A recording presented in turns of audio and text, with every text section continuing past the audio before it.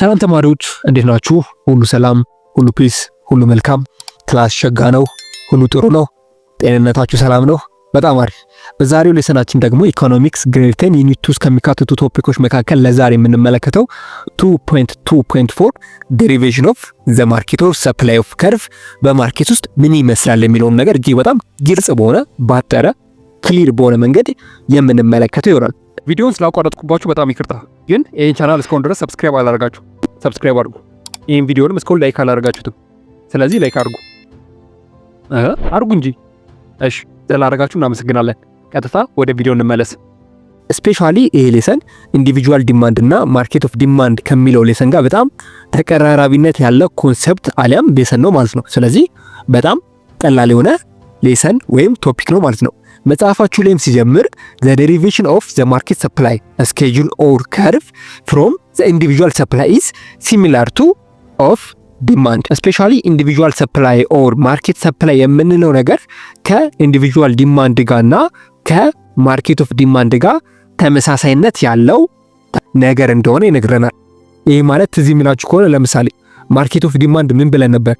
ማርኬት ኦፍ ዲማንድ የምንለው ነገር ስፔሻሊ በገበያ ውስጥ ያሉት የሰዎች ፍላጎት ኦር ዲማንድ ማርኬት ኦፍ ዲማንድ ብለን ነበር ማለት ነው። ስለዚህ በአጭሩ ደግሞ እዚህ ጋር ማርኬት ኦፍ ሰፕላይ ምን ማለት ነው ብለን በምንመለከትበት ጊዜ ማርኬት ኦፍ ሰፕላይ ማለት በአጭሩ የገበያው አቅርቦት ማለት ነው።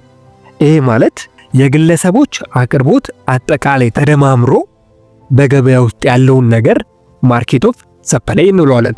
ይሄ ማለት በአጭሩ ምን መሰላችሁ? ለምሳሌ በዚህ ወር ኢትዮጵያ ውስጥ 20,000 ኪሎ ግራም የሚሆን ባናና ኦር ኦሬንጅ ወደ ማርኬቱ ላውንች እንደሚደረግ ተነገረን ኦር ሰማን። ይሄ ማለት ምን ማለት ነው ብለን በምንመለከትበት ጊዜ ስፔሻሊ ሁሉም ብርቱካን የሚያመርቱ ሰዎች አለ ፕሮዲዩሰሮች የነሱ ብርቱካን ተደማምሮ ነው ወደ ማርኬቱ 20,000 ኪሎ ግራም ብርቱካን አለም ባናና ሆኖ የሚመጣው ማለት ነው። ስለዚህ ማርኬት ኦፍ ሰፕላይ አለም የገበያ አቅርቦት ማለት ባጭሩ የግለሰቦች አቅርቦት ተደማምሮ ማለት ነው። ማርኬት ኦፍ ሰፕላይ የምንለው ነገር ማለት ነው። እስቲ ለምሳሌ መጽሐፋችሁ ላይ ያለውን ግራፍ እንመልከት። እሱ ቴብል ላይ ለምሳሌ 1 2 3 4 5 6 እያሉ የሚሄዱት ቁጥሮች ስፔሻሊ ፕራይሱን ወይም ዋጋውን የሚያሳዩልን ሲሆን ከጎኑ ደግሞ ኤቢሲ የሚለው ኦር ኳንቲቲ ኦፍ ሰፕላይ የሚለው ነገር በተለይም አምራቾች ናቸው። ለምሳሌ ኤ ነጋዴ ነው፣ ቢም ነጋዴ ነው፣ ሲም ነጋዴ ነው ብለን እናስብ። ስለዚህ ኤ በአንድ ብር ምንም አይነት ሰፕላይ አለም ምንም አይነት አቅርቦት አላቀረበም። ለምሳሌ ቢም በምንመለከትበት ጊዜ ቢም በተመሳሳይ በአንድ ብር ምንም አይነት አቅርቦት አላቀረበም እንበል። ሲም በምንመለከትበት ጊዜ ግን ሲ በአንድ ብር የሆነ ነገር አቅርቧል አለም የሆነ አቅርቦት አቅርቧል እንበል። ለምሳሌ ደግሞ ፕራይስ 2 ላይ የሚለውን እንመልከት። ማለትም ኤ በ2 ብር እንዲሁም በተመሳሳይ ምንም አይነት አቅርቦት አላቀረበም። ቢን ስንመለከተው በ2 ብር የሆነ እቃ አቅርቧል ማለት ነው። ሲን ስንመለከተው ደግሞ በ2 ብር 2 የሚሆን እቃ አቅርቧል ማለት ነው። እንዲህ እያለ ስፔሻሊ ወደ 6 ይሄዳል። 6 ላይ በምንመለከትበት ጊዜ በኤ ሲምፖል የተወከለው ነጋዴ ስፔሻሊ በ6 ብር 7 ሰፕላይ አለም 7 ኳንቲቲ የሆነ ነገር አቅርቧል። ቢን በምንመለከትበት ጊዜ ደግሞ 6 ስፔሻሊ ደግሞ ሲም በምንመለከትበት ጊዜ ጨምሮ 13 የሚሆን እቃ ኦር ሰፕላይ በማርኬት ውስጥ አቅርቧል እያሉ ነው። ከታች የምታየው ቁጥር ማለትም ቶታል ማርኬቱ ምንድነው ብለን በምንመለከትበት ጊዜ ለምሳሌ ፕራይስ ኦፍ አንድ ላይ ያለውን ሰንጠረዥ ተመልከቱት።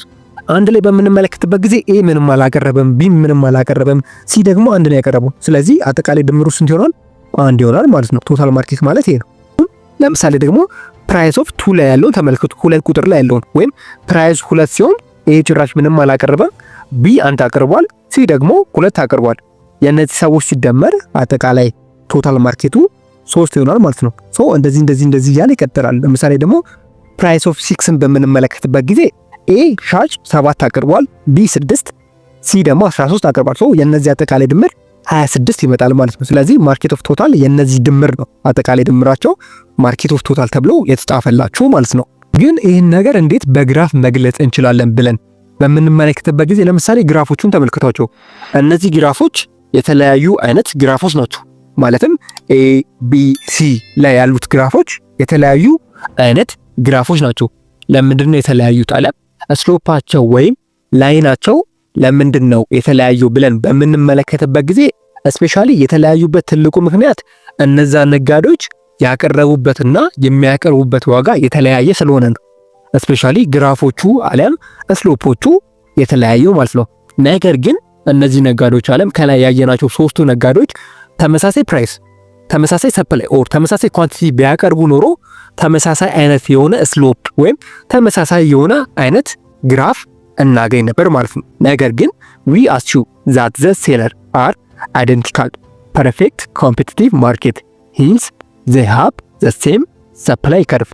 ነገር ግን ከላይ ያየናቸው ኤ ቢ እና ሲ የተባሉት ነጋዴዎች ተመሳሳይ የሆነ ሰፕላይ ቢያቀርቡ ኖሮ አለም ተመሳሳይ የሆነ ኳንቲቲ ቢያቀርቡ ኖሮ ምንም አይነት የቁጥር ልዩነት ዲፈረንስ ቢትዊን ባይኖር ኖሮ ግራፉ ተመሳሳይ አይነት ግራፍ ይሆን ነበር ማለት ነው። ስለዚህ ፐርፌክት ኮምፒታቲቭ ማርኬት ቢሆን ኖሮ ሁሉም ተመሳሳይ የሆነ ሰፕላይ ምንም አይነት የቁጥር ለውጥ ባያመጡ ኖሮ እነዚህ ነጋዴዎች ስፔሻሊ ተመሳሳይ የሆነ ግራፍ አለም ተመሳሳይ የሆነ ከርቭ የማግኘት ኦፖርቹኒቲያችን ሰፊ ነበር ማለት ነው። ሰፕላይ ኦፍ ፈንክሽን እንደ ዲማንድ ኦፍ ፈንክሽን ሁሉ የራሱ የሆነ ፈንክሽን አለው።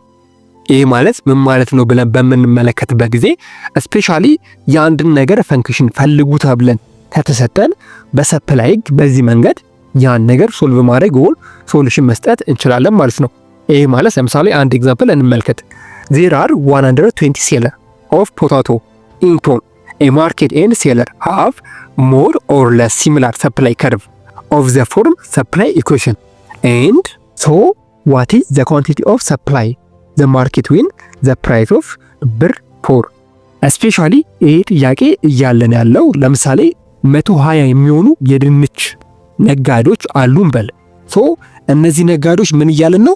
ተመሳሳይ የሆነ ከርቭ ቢኖራቸው ተመሳሳይ የሆነ ከርቭ ቢኖራቸው ሚንስ ስፔሻሊ ፐርፌክት ኮምፒታቲቭ ማርኬት ቢኖራቸው ስፔሻሊ የ120 ነጋዴዎች ምንም አይነት የቁጥር ልዩነት ባይኖር የሚያቀርቡት ሰፕላይ የሚያቀርቡት አቅርቦት ተመሳሳይ ቢሆን ምንም አይነት ልዩነት ባይኖረው ምንም አይነት የነምበር ዲፈረንስ ቢትዊን ባይኖረው እያለን ነው። ምንም አይነት ለውጥ ባይኖረው የሚሸጡበት ዋጋ ደግሞ በቶን 4 ብር ቢሆን እነዚህ አቅራቢዎች በማርኬት ውስጥ ምን ያህል ሰፕላይ ያቀርባሉ እያልን ያለው ማለት ነው። ይህን ነገር ለመስራት ስፔሻሊ እዛው ጥያቄው ላይ ፈንክሽኑን ሰጥቷቸዋል።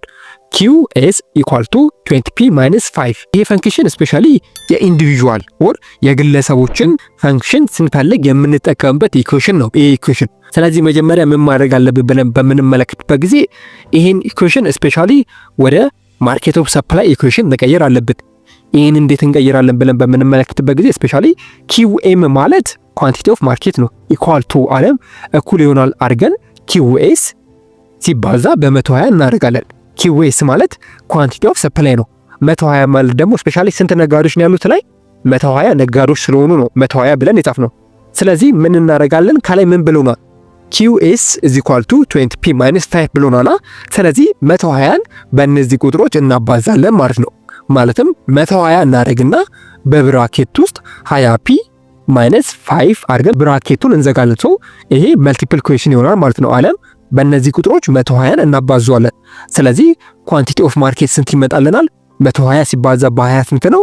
2400p ማይነስ 120 ሲባዛ በ5 ስንት ነው? 600። ስለዚህ በአጭሩ ማርኬት ኦፍ ሰፕላይ ኢኩዌሽኑ ይሄ ይመጣል ማለት ነው። ስለዚህ ምን ብሎናል? ፕራይሱ ደግሞ 4 ብር ነው ብሎናል።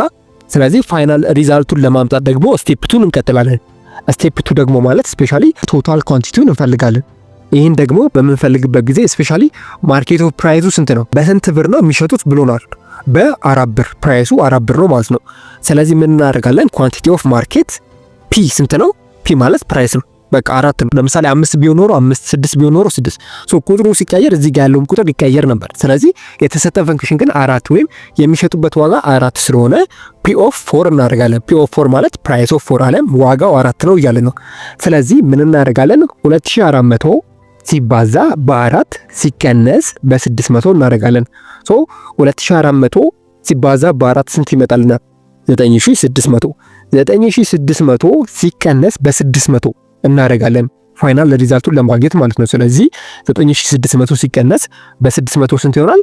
9000 ቶን ይሆናል ማለት ነው። ስለዚህ ፋይናል ሪዛልታችን 9000 ኦር 9000 ቶን ይሆናል ማለት ነው። አስታውሱ።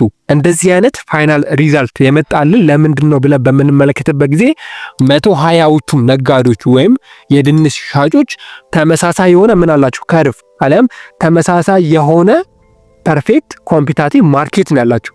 ምንም የሚለያይ የሰፕላይ ዲፈረንስ ቢትዊን የላቸውም። በተመሳሳይ ሰፕላይ ነው የሚያቀርቡት። ነገር ግን ስፔሻሊ ከዚህ ውስጥ አንዱ ነጋዴ እንኳን የሚያቀርበው ሰፕላይ ቁጥር ቢለወጥ ኖሮ ስፔሻሊ እንደዚህ አይነት ሪዛልት አናገኝም ነበር።